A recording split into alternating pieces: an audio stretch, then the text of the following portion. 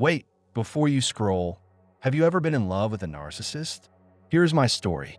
He stopped responding to my chats and calls. At first, I thought something was going on with him. Maybe he was stressed or overwhelmed. I mean, everyone has those moments, right? While we were still dating, he never gave the slightest hint that things were over between us. No arguments, no breakup talk, nothing. So I kept waiting, hoping, thinking maybe, just maybe, things would return to normal soon. But they didn't. Whenever I called, he wouldn't pick up until the third or fourth ring, if he picked at all. And when he finally did, it was like talking to a stranger. He was always cold, disconnected, dismissive, as if I was interrupting his life. And one day, after ignoring my calls all day, he finally picked up and said in the most dismissive voice, "If someone doesn't pick your call on the first or second ring, it means they're busy and you should give up." That line, it echoed in my mind for days. Too busy for me? Too busy to even send a quick reply? How busy can someone really be for the person they claim to love? But I didn't get angry. No, I didn't even push back. Instead, I apologized. I said sorry for caring too much, for checking in, for wanting his attention. Because I truly loved him. He was the first man I ever felt something deep for. Not the butterflies and giggles kind of love, but the "I see a future with you" kind. So yes, it hurt, giving my all and getting silence in return. But I brushed it off. I convinced myself that love is patient, love is kind, and maybe love also has to wait. The red flags were there, waving right in front of me. But I closed my eyes and told myself, he's just going through something. Maybe he'll come around. So I kept trying. I became the one doing all the calling, all the texting. I initiated every conversation, every check-in, every "how was your day?" Most times, he replied when it pleased him. Other times, he simply ignored me, only for me to try again hours later, like some desperate loop. And while I was caught in that cycle, I was saying no to good men, men who saw me, respected me, wanted to build something real. Instead, I stayed because I believed he would eventually come back to his senses. Silly me, right? But what really broke me was one Saturday morning. It was the first day of a new month. I woke up feeling hopeful, a little excited even.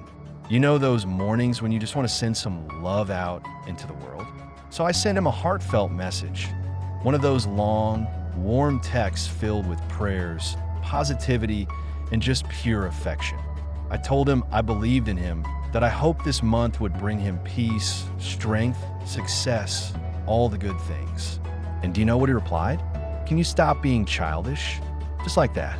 That was what he said. "No, thank you. No, I appreciate it. Not even a same to you." That I wished him a happy new month was now childish. I stared at the message for a long time. My fingers trembled. My chest ached in a way I can't even describe. I didn't cry. Not right away. I just felt numb. That was the moment I knew. I couldn't take it anymore. I didn't argue. I didn't send a paragraph explaining how he hurt me. I didn't scream or beg. I just stopped. Stopped texting. Stopped calling. Stopped showing up. It wasn't easy. In fact, the silence was the loudest pain I had ever felt. But deep down, I knew every sign had been pointing to one unspoken truth.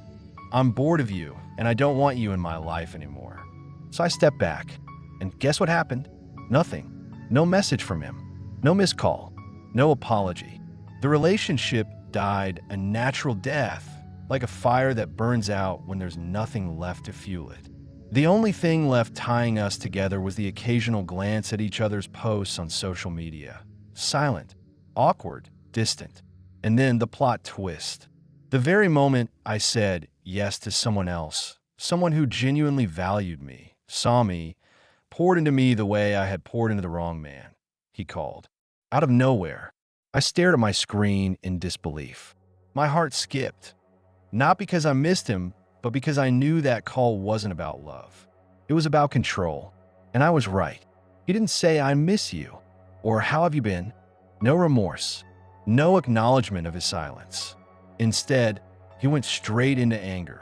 He said I suddenly stopped talking to him because of a pauper like my current boyfriend. He said he knew I could not be trusted. He called me a mistake he'd never make again. And you know what? For the first time in months, I didn't feel sad. I felt free, because someone who could break your heart, ignore your cries, and then call you a mistake for healing and moving on, that person was never yours to begin with. But life wasn't done yet. A few days later, Karma showed up with full energy. He lost his job from misappropriation of funds. Fired, just like that. And guess who went for the interview to replace him?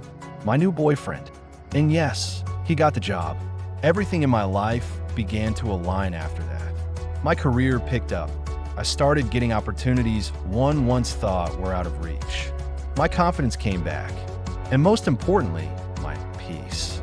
Sweet, gentle peace. That's when I realized something deep.